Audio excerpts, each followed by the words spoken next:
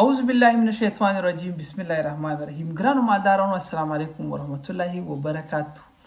دا چې ژمی دی او تاسې پوهیږئ چې د افغانستان په اکثرو مناطقو کې غواګانې بلاربې دي.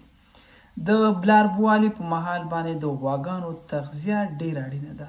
ځینو مالدارانو موږ نه بار بار پوښتنې کړې وي او هغه د رشقې په اړه باندې وي او د هغې پیغامونو د ځواب کولو لپاره موږ تاسو ته دا لنډه ویډیو جوړوو. موږ په لیکلي ډول باندې هم دا ځینې نشرات کړي دي، خو دا چې اکثره خلک هغه د لیک لوستلو سره مشکل لري یا دغه جملو نه صحیح عکس نشي کولی، نو غوښتل مو چې د ویډیو په شکل باندې تاسو ته دا معلومات وړاندې کړو. رشقه یا بیدا د وچې رشقې د لمدې رشقې وچول او هغه به غواګانو ته تغذیه کول د هغې ګټه څه ده. زه یوازې نن تاسو ته د دې د ګټو په اړه باندې چې وچو غواګانو ته یا بلاربو غواګانو ته دا ولې ضرور دي. ګورئ ښه، رشقه په خپل ترکیب کې که چېرته په ښه وخت کې دا وریبل شي، یعنې سختې نه، نو دا ته 18% نه تر 20% پورې دي کې پروټین وي. خو که چېرته په پوخوالي کې وریبل شي، قطع شي، نو دا تقریبا تر 14% پورې پروټین لري. دا موږ به هغه ټیټ حد ونیسو، یعنې په یوه کیلو وچه بیده کې 160 ګرامه پورې پروټین به ولري. دا عیناً د هغه غلجاتو یا مثال درکړم د نورو ښو منابعو د پروټینو سره کولی شي تاسې دا مقایسه کوي. نو رشقه چې دا د پروټینو یوه ښه منبع ده. یوه غوا د خپل بدن دپاره چې په ورځني ډول باندې لږ تر لږه 400 ګرامو پورې خامو پروټینو ته ضرورت لري. صحیح ده؟ بیا چې کله غوا بلار بشي، خصوصا د شپږمې میاشتې نه اخوا د دوی ضرورت چې دی دا 2 چنده کېږي، ځکه د دوی بدن ډېر زیات کار کوي او ورسره خوا کې کوم بچی چې د مور په ګېډه کې د ده دا نمو چې دا ډېره زیاته سرې کېږي. نو داسې که راته ووایم چې 2 برخې د 2 برخو نه اخوا کوم زیاتوالی چې دی د بچي دا د شپږمې میاشتې نه وروسته کېږي. نو اوس یو خوا د شودو تولید چې دی کم شو، بل خوا چې دی بچی غټېږي او درېیمه اړخ چې دی هغه چې د حیوان ضرورت دی. نو اوس کم از کم تاسو باید څومره رشقه ورکوئ؟ د دې مهم د سوال د ځواب کولو د خاطر تاسو سره راځم چې دا تاسو په لنډ شکل باندې تشریح کړم.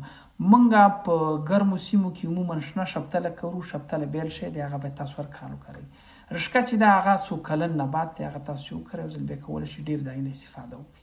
نو که چېرته 1 کیلو رشقه 160 ګرامو پر پروټین موږ ونیسو چې هغه وچوي او په هغې کې 90% وچ مواد دي او 10% پکې اوبه وي.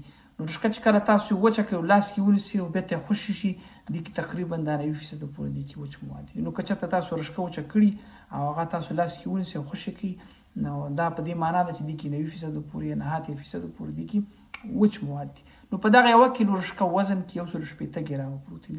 نو که دا چېرته تاسې د 3 کیلو پورې یا د 3.5 کیلو پورې 4 کیلو پورې ورکوئ، دا کولی شي چې د یوه غوا هر څومره غټه غوا چې د هغې د پروټینو ضرورت یوازې پوره کړي.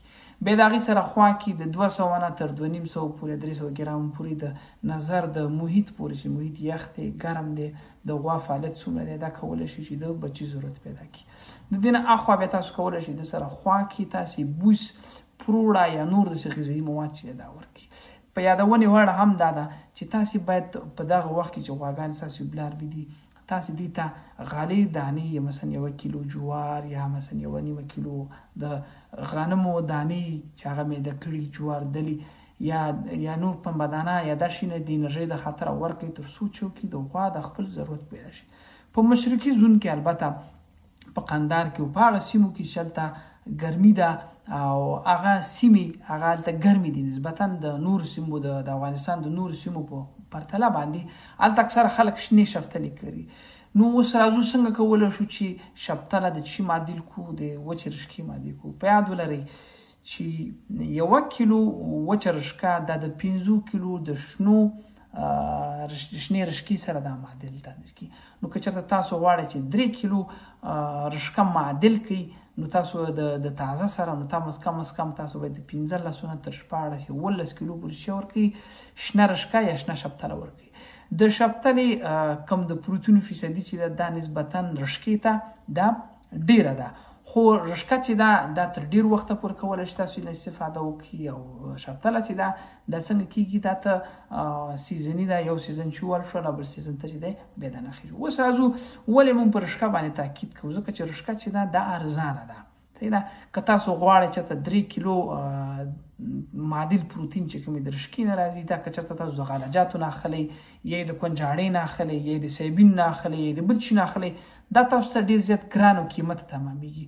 نو په همدې لحاظ باندې کسان چې 3 غواګانې یا 4 غواګانې لري هغې د دوی د په ځمکه کې کوم ځای کې چې دوی د پټی لري هلته مثلا کوم ځای کرونده کوي د خپل فارم دپاره د خپلو غواګانو دپاره باید یو ساحه مشخصه کړي چې په هغې کې دوی بچي وکړي په کومه اندازه باندې څنګه وکري دا رشقه وکري او تر څو د هغې نه بیا حیوانات په ژمي کې استفاده وکړي. دا یوازې د بلارو غواګانو برخه ده. د هغې سره بیا دا کولی شي چې خوسیو ته غواګانو ته لنګو غواګانو ټولو ته رشقه وکړي. که تاسو چېرته د 2 نه زیاتې غواګانې لري تاسو حتما باید رشقه وکړئ ځکه رشقه د پروټینو کوم ضرورت چې دی کوم مصرف چې دی چې تاسو د نورو برخو نه د غلجاتو نه کوئ هغه راکموي.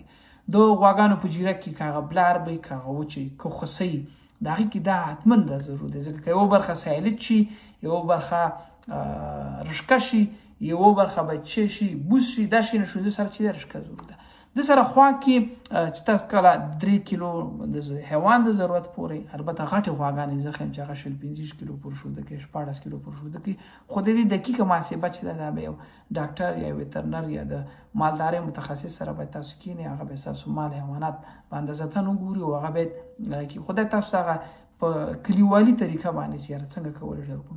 د سره خوا کې بوس د 4 کیلو نه تر 5 کیلو پورې هغه کولی شي حیوان څنګه کې موړ کړي. په ژمي کې د رشقې تغذیه کولو سره خوا کې څو ګټې نور هم دي. رشقه چې دا د کلسیم ښه منبع ده. نو ستاسو حیوان چې دا دې ته نه اړ کېږي چې تاسو بازار کې ډي سی پي واخلئ نو هغه د ډي سی پي او د فاسفورس کومه دغه چې ده کموالی چې دی هغه چې تاسو پیسې ورکوئ د هغې نه تاسو خلاصېږي. د فاسفورس د خطر کولی شي تاسو د غواګانو ته د غنمو بور چې دی دا ورسره خوا کې ورکړي هغه د پروتین هم ښه منبع ده د انرژي هم ښه منبع ده فاسفورس هم پکې شته او د رشقې نه به څه واخلئ کلسیم به واخلئ.